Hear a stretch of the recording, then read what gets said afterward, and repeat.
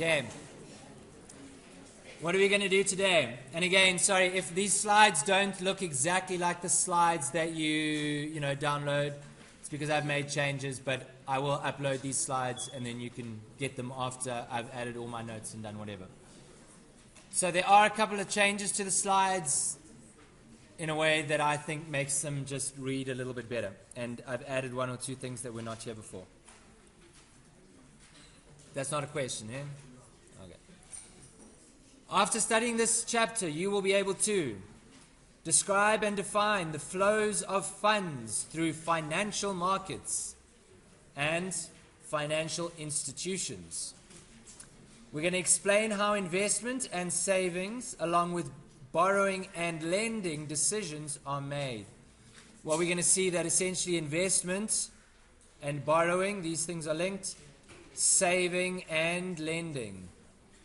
Savers lend financial funds through financial markets to borrowers who use those funds to invest. We're going to explain how the decisions to interact are made in the loanable funds market. We're going to explain how a government deficit or a government surplus influences the real interest rate as well as the quantity of savings and investments in the loanable funds market. And we're going to explain how international borrowing or lending influences the real interest rate, savings, and investments in the global loanable funds market. So we're going to look at a local loanable funds market and then make it international. Okay, become a global loanable funds market. The first thing we're going to do is just introduce you to a whole bunch of new terminology. If at any point you want some further clarification of what it is that we're talking about, just interrupt me and tell me to stop. Otherwise, you're going to have a bit of a talk fest here. I'm just going to be talking at you about a whole bunch of new terminology. So let's distinguish between what we mean by finance and what we mean by money. Finance describes the activity of providing the funds that finances, it should be, expenditures on capital. In other words, finance is when we direct funds towards purchasing investment. And investment is the stuff that goes into capital. Okay? Money is the stuff that we use to pay for goods and services and other factors of productions. And that's the stuff that we use when we make a financial transaction. Okay? So finance, how do we finance something, is not the same as money, which is the stuff that we use when we engage in any kind of financial transaction. Often money will be the thing that does finance our expenditure. Okay? Physical capital versus financial capital. Physical capital means the tools, the machines, the buildings, etc., that are produced and that are used in the production of goods and services. Okay? Physical capital goes into the production process as a physical object. Financial capital, those are the funds that firms use to buy physical capital. Okay? So money will be used usually to finance expenditure on capital. Okay? That money will be called financial capital if it is the funds that are used to buy capital. Okay? The difference between capital and investment, we've already kind of mentioned this before. The quantity of capital changes because of investment as well as depreciation. Investment increases the quantity of capital and depreciation decreases it. The total amount spent on new capital is called gross investment, and the change in the value of capital is called net investment. Net investment equals gross investment minus depreciation. Can everyone remember that diagram that we looked at with those columns? And unfortunately, I didn't think about putting it back in these slides. I can open the slides again if you want me to. So we have some initial value of capital. Our capital that's in place will depreciate by some value, which will leave us with some amount of capital less depreciation. We are then going to add some investment. This is called the gross investment. Gross investment added to capital less depreciation gives us the height of this column, and the height of this column will equal the same as our initial capital, okay, our initial capital value, plus gross investment minus depreciation. So gross investment minus depreciation. Take this block here. Oh, I can't. Hang on.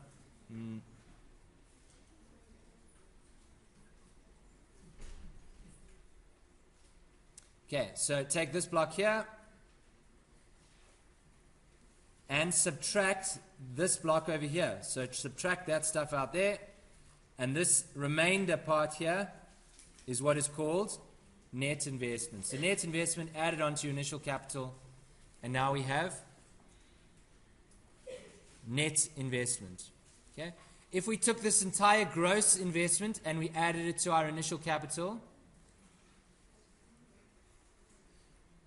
okay, we would have gross investment plus initial capital, and that would be gross investment, which is the amount that goes into GDP, gross domestic product. Okay? So capital versus investment. Everyone happy with that? Okay. Wealth, wealth versus savings. Wealth is the value of all the things that people own. Savings is the amount of income that is not paid in taxes or is spent on consumption and services. So in a sense, you can think of savings as being a change in wealth. Right? The same as investment is a change in capital, savings is a change in wealth. Okay. So wealth is what has come before, savings is what happens now.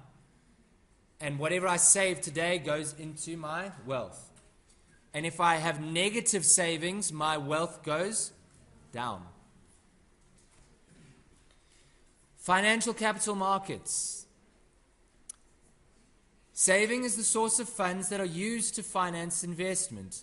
These funds are supplied and demanded in three types of financial markets. What are these markets? We have a loan market, we have a bond market, and we have a stock market. So remember what I said right at the beginning of this first slide here. Okay, savings is lending, investment is borrowing. Okay, so savers lend money to borrowers who invest the money. How do they lend that money to borrowers? How do savers lend money to borrowers? They can either do it through the loan market, they can do it through the bond market, or they can do it through the stock market. The loan market is the kind of thing that maybe you have the most familiarity with. It's, for example, banks. Banks lend to businesses and to households. Or shall we say, not banks lend, households lend to businesses and lend to other households through banks. Right? Alternatively, you have something called the bond market. And the bond market is a little bit different to a loan market because a bond market tends to be far more, what's the word? It's usually less intermediated. Okay? So a bank is your intermediary. If I, as a household, lend money to a business, the bank acts as my intermediary. Okay? And the bank does a whole lot of things for me. Make sure that that whoever's borrowed the money pays back the money. That's what a bank would do for me on my behalf. Whereas in a bond market, when I lend money to a firm, there's no one usually that's acting on my behalf to make sure that the firm pays me back. Okay? There's not usually an intermediary that does the same kind of things that happen in your loan market when you lend to through banks. So what is a bond? A bond is a promise to make specified payments on specified dates. So a bond looks pretty much the same as what a bank loan looks like, right? Except it's usually done through a bond market and not through a bank. So if you borrow money from a bank, you will usually have to pay the bank back a certain amount of money each month until the loan is repaid. Yeah? A bond usually does pretty much the same thing. You will normally pay an amount of money each month, and then at the end you repay whatever's the remaining amount is. The difference between, if you've done accounting, the difference between a bank loan and a bond, right, is that in a bank loan, usually the entire thing is amortized. Okay? So when you make a repayment, every repayment you make pays back an interest amount plus a small amount of capital. Every repayment pays back capital. In a bond market, what you usually do is each month you just pay an interest amount, and then the final amount you pay is the full capital amount outstanding. Technical difference, not that exciting. Okay, and then you have a stock market, which is the thing that makes everyone very excited because they want to go and do something in the stock market because apparently you make money in the stock market. And a stock market deals in stocks, and a stock is a certificate of ownership. Okay? So again, if we're going to deal with things like accounting terminology, on the liability side of a bank sheet, you have owner's equity and you have liabilities. Okay? Your liabilities tend to be things like bonds and creditors. Those are the people that you owe money to.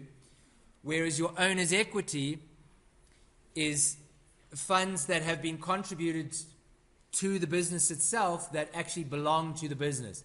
The business doesn't need to pay back owner's equity to anyone. Okay? And that's the difference between a bond and a stock. A stock is that portion of owner's equity in the balance sheet. You don't get that repaid to you. If you don't want your money invested in that stock any longer, what you do is you sell that stock through the stock market. But the firm you ordinarily never pays money back. And in fact, when companies were first registered, the major difference between a stock and a bond on the balance sheet was that a stock never got repaid. These days you have things like stock repurchases. A firm can, so this is called private equity. Financial institutions. This is a firm that operates on both sides of the market. And what it does is it puts borrowers and lenders together. So the bank is the kind of financial institution. When you lend money to someone, you give the money to the bank lends the money to someone else. The bank itself is the financial institution.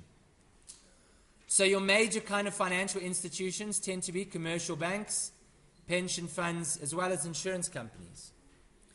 So usually a pension fund, the way that works is you will contribute your money to the pension fund, and the pension fund will invest on your behalf in stock markets or bond markets. Insurance companies tend to do the same sort of thing, except they don't invest on your behalf as an investment. What they tend to do is invest on your behalf as an insurance policy, right? So you give money to them, they take that money, and they either invest in products that have cash flows that match your expected cash outflows, because as an insurer, they're going to be giving you money when you need money because you've had a problem, right?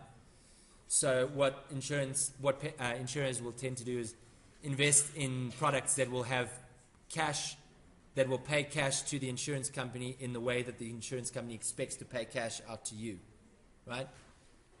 So they intermediate on your behalf in that way. Okay, so insurance companies tend to deal in making sure that you don't have to deal with risk in the same way that banks ensure that you don't have to deal with risks. Pension funds, you actually take the risk. The pension funds don't get rid of the risk for you. You tend to deal with that risk. Okay, more terminology. Insolvency versus illiquidity. Oh, yes.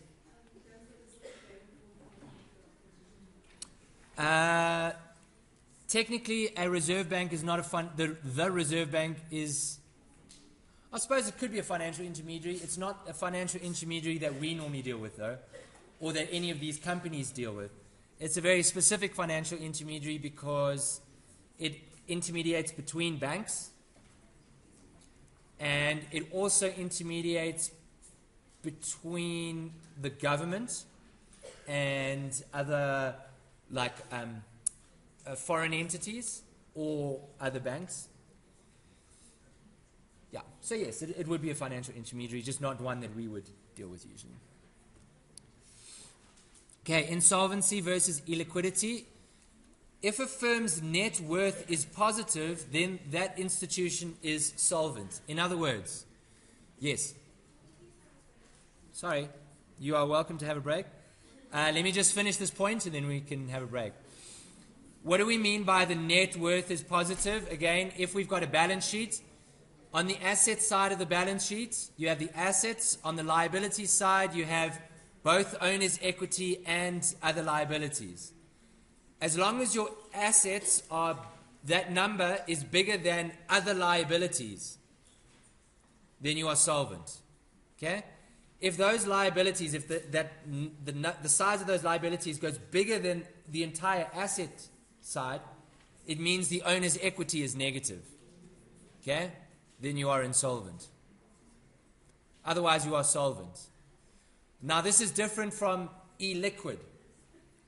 And the difference between illiquid and liquid is when you have liabilities, some of your liabilities are short-term liabilities, you need to pay for them now, and some of them are long-term liabilities, you only need to pay for them in the future.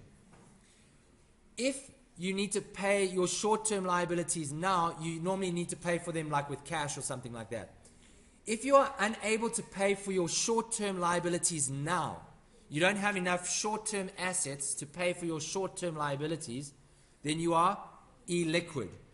So you can see that's different to insolvent. Okay? So if you have enough short-term assets to meet your short-term liability obligations, then you are liquid. If not, you are illiquid. And then let's take a break at that point. Cool. If you have any questions, you're welcome to come down here.